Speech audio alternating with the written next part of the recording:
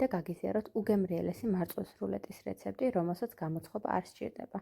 იმედი მაქვს თქვენც ჩემსავით მოგეწონებათ და აუცილებლად ცდით. შიგთავსისთვის დაგჭირდებათ 400 გრამი მტნარი ყველი, 1 პაკეტი ვანილი, 100 გრამი შაქრის პუდრი. მიქსერის დახმარებით აურიეთ ერთმანეთში, გახატეთ ერთიანი მასა და შედგით მაცივარში გასაციებლად. შემდეგ 5 ცალი ბანანი ჩავჭყრით და ჩანგლით და 3 პაკეტი პეჩენია დავაბლენდერე კარგად წვრილად.